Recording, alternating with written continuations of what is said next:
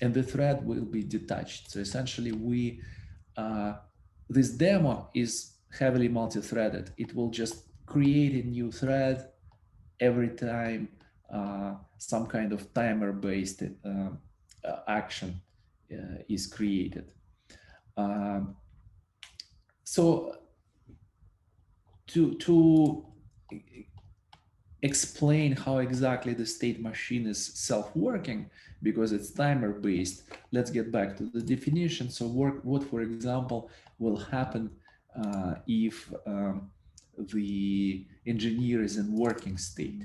So to get back to the sleeping state from working, there will be tired uh, uh,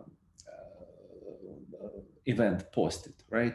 So what is posting tired event? So I'm just copy pasting and searching for tired, and uh, there will be. So the action start timer event will eventually, like after 2000 milliseconds, will post the timer event. And this is how the state machine is essentially self-management. So this method start timer is essentially invoked 7 times or 6 times, right? Not counting the declaration. So I also have wake up timer, and I have hungry timer, and just some short timer, which is used to stop eating and transferring from eating back to work, right? And say tired timer is a little bit longer, so it's 1000 milliseconds. And like wake up timer is 2000 milliseconds, so our engineer will like sleep 2000 milliseconds every night. And essentially I have it compiled. So as you may expect, this state machine will essentially do all those kind of like pretty much random transitions because it's based on some just timer firing up. So you can see like this is all the events and timers and transitions that happened, and what we know at the end, that the engineer entered state weekend and the state machine was terminated. So here you can see that the state machine, this generated code, is actually fully asynchronous. We have many events essentially posted from various threads, and this is totally fine because the generated code is fully synchronized and is safe to use in a synchronized environment. Okay, so the next, I'll just show a little bit what the generated code is. So it will generate enumerations for states where you can, as expect, you have like working and eating state, and then events, which again should look familiar. You have the hungry event and you have tired event. This is all from the model.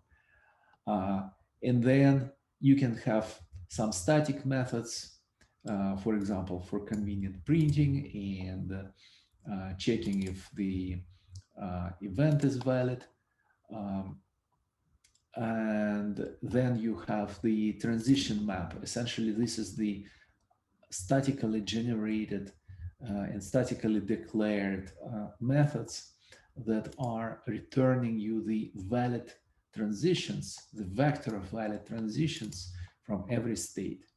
And this is static because the this graph, essentially it's a transition graph, is hard-coded and it doesn't depend on the current state of the state machine. So then the transition itself, when the transition from state to state happens, has several stages like entering state, leaving state, and enter state, right? And then the context I've mentioned. So the default context is essentially generated for you. So if you don't want to overload the context, just do something very basic, just the state machine with valid transitions, then the default context is conveniently generated and it will have like null PTR for all event payloads and all kind of actions that will be automatically generated to be declared here. The actions will just have empty body, right? So if jumping back to my demo, here I have the spec which I manually coded. So here I also have like start hungry timer, which is in default template spec. And here the hungry timer, which actually defined with some kind of post event and timer activity. So this is how it's done. This is how you can enhance the state machine by essentially taking this generated class, copy pasting it in your code, like renaming this default SM spec to something else, and the empty methods that you have here, just expand them and put some kind of code there, and that's it. You are ready to go. This way you can essentially make the state machine to actually do some actions. So just in our state machine, you see there are like 9 different actions that are declared. So you have 9 different ways to essentially enhance and specialize your state machine to do something that you really want. And don't forget the state machine context, which is essentially some kind of user-defined state, which is not attached to any particular transition and state. It is part of the state machine itself, and it is a field in the state machine. So then if we jump to the generated class itself, then those are just like help using declarations. This is the internal data structure, which is essentially keeping the state, because the current state is just the metadata which has the current state, which by default is sleeping, right? We start with sleeping because it's our start state, initial state. And then it keeps track of the previous state and what was the last event that made the transition from the previous state. And then essentially when it happened, and just count how many transitions there were in this state machine, right? So that's it. The constructor is starting the thread. And here I have to explain why this thread is started, because this state machine is essentially fully synchronous, but the events are processed in a strictly sequential fashion. So posting the event will actually queue it internally, and the like producer consumer model will just notify this internal thread, like single thread, to pick up the next event and like keep processing all events queued in strictly serialized linear fashion. So events will be processed strictly in the sequence they were posted. And because of this multi-threading, the destructor essentially needs to do some smart things. It has to check for terminated flag and essentially try to wait till the state machine will transfer itself to terminated phase. And if essentially it was not properly terminated, then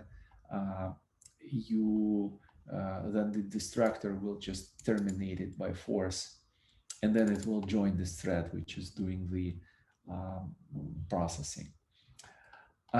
So then the current state is just the method which returns the current state, and it returns it by value. So you instead of like dealing with the internally synchronized data structure and like locking it, you essentially just get a copy of the current state.